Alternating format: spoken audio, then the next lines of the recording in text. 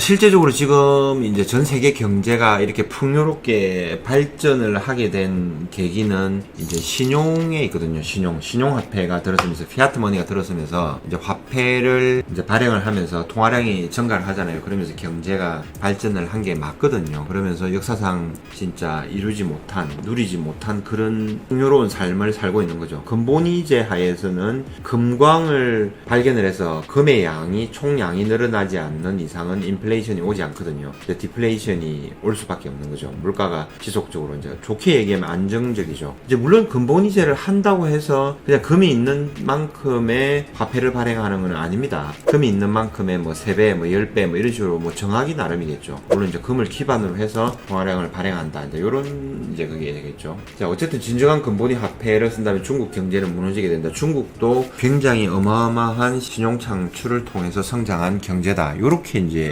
해석을 하고 있겠죠. 주류 언론에 많이 안 나오는 이유가 이게 미국을 중심으로 한 어떤 세계의 흐름이 아니거든요. 브릭스 국가라면은 미국에 대적하는 미국 달러 패권에 도전하기 위한 브릭스 국가들의 이제 움직임이니까 크게 메이저 언론에 보도가 안 되고 있는 게 맞기는 맞아요. 브릭스 화폐는 근본이라고 선전하지만 SDR 화폐일 가능성이 높다. 뭐 특수 인출권 뭐 이런 거 있죠. 미국을 중심으로 한 세계에서도 SDR이 어느 정도 통용이 되고 있는 거죠. 예. 그래서 진정한 근본이는 아니다. 이렇게 얘기를 하는 거죠.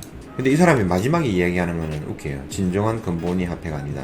왜 진정한 근본이 화폐는 국민들에게 유리한 화폐다라는데 이를 얘기하는데 이게 무슨 말이냐면은 금을 중심으로 해서 이제 화폐를 발행한 근본이 화폐. 자, 근본이 화폐가 나왔다. 그럼 금 1온스당은 뭐 35달러. 지금은 1온스당 뭐 2000달러 뭐라고 가정을 합시다. 이제 이런 경우에는 이게 이제 인플레이션이 안 오거든요. 인플레이션이 안 오고 물가가 이제 그대로 유지가 되는 거잖아요. 그러니까 노동을 통해서 열심히 일을 해서 금을 샀어요. 그럼 그 금에 대한 가치가 하락을 하지 않는 거예요. 근데 지금은 화폐를 피아트머니 신용화폐에서는 계속 돈을 찍어내잖아요. 그러니까 화폐 가치는 계속 떨어지거든요. 화폐 가치가 떨어진다는 게 결국은 인플레이션, 물가가 상승을 하는 거거든요. 가장 쉽게 얘기하면은 30년 전에 뭐 공무원 월급이 30만원 정도면은 4인 가족 한 달 생활이 됐는데 지금은 300만원 가지고 한 달 생활하기도 빠듯한 거 있잖아요. 그런 거. 물가가 돈이 10배, 급여가 10배가 올랐음에도 불구하고 더 이제 돈의 가치가 하락을 했다라는 거죠. 근데 근본이제 하에서는 이렇게 인플레이션이 없기 때문에 이 국민들이 열심히 일해서 그 노동을 통해서 임금을 만들고 그걸 통해서 저축을 했어요. 저축을 하면은 그거에 대해서 화폐 가치에 대한 하락이 적다라는 거예요. 그래서 국민들한테 유리한 거예요. 그러니까 전 세계 어느 국가를 막론하고 국민들에게 유리하게 뭔가를 제도를 만드는 게 있느냐라는 이제 약간 다소 냉소적인 이제 그런 느낌이죠. 그런 얘기를 이제 한 거예요. 그 다음에 독재 정권이 대부분 브릭스 국가들이다 이런 거잖아요. 독재 정권을 하는 국가들이 많잖아요. 브릭스 국가의 대표 중국도 시진핑 뭐 공산주의 국가잖아요. 사회주의 국가, 공산주의 국가고 지금 3년임을 하고 있잖아요. 예, 독재 정권이다 이렇게 얘기하는 거고 러시아 마찬가지로 푸틴 대통령이 지금 굉장히 장기 집권을 하고 있잖아요. 인도라든지 남아프리카 공화국 그 다음에 브릭스를 지지하는 이제 이런 국가들도 굉장히 독재 국가들이 많다.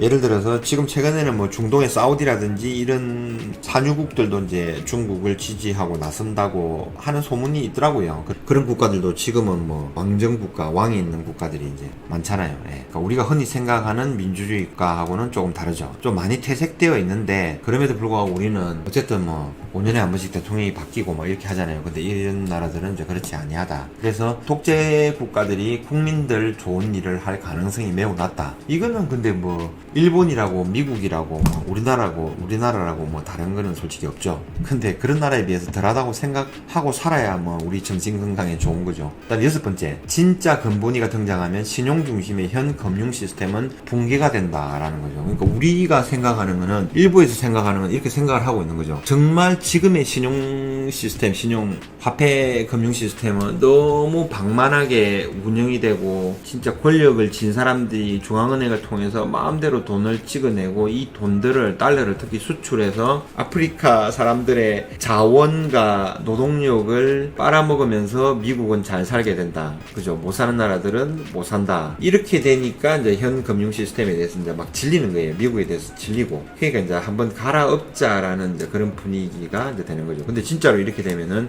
현재 금융 시스템이 붕괴가 되면서 전 세계적인 굉장한 혼란이 오겠죠. 이기에 대해서 우리는 준비를 하고 있는 사람들이죠. 금과 은을 준비를 하고 있는 사람들은. 제 채널을 구독하고 저와 함께 소통을 하는 사람들은 그런 분들이 많죠. 그래서 이런 일은 쉽게 일어나지 않을 것이다 라고 얘기를 하는데, 이제 모든 신용화폐, 기축통화는 다 무너졌어요. 근데 그 무너진 시기가 우리가 경제활동을 하고 있는 뭐 5년 내냐 10년 내냐 우리 자식들이 있는 20, 30년 내냐, 이제 그게 중요한 거죠. 근데 다만 이제 서서히 준비를 하는 게 맞다, 그렇게 생각을 하는 사람들이 있는 거죠. 그래서 이제 이 점점 더 TV에서 가져온 내용이고요. 더그 케이시라는 억만장자 투자자래요. 원자재 투자 자문 전문가의 이제 인터뷰를 인용을 해서 요약을 해서 제가 설명을 드린 겁니다. 근데 우리 사천지님이 아까 말씀하신 대로 이 사람은 자기가 부를 일군 게 아니라 부모로부터 유산을 물려받아서, 특히 원자재 투자 전문가라고 하는데 부동산을 통해서 돈을 번 사람이래요. 크게 신뢰할 수 없다라는 우리 사천지님의 의견이 있었습니다. 여러분들의 생각은 어떻습니까? 브릭스 정상회담이 열리는데 여러분들의 생각은 어떠세요? 뭐 어쨌든 이랬든 저랬든 저는 뭐 금과 은을 계속 모으는 거죠. 여러분들도 마찬가지고.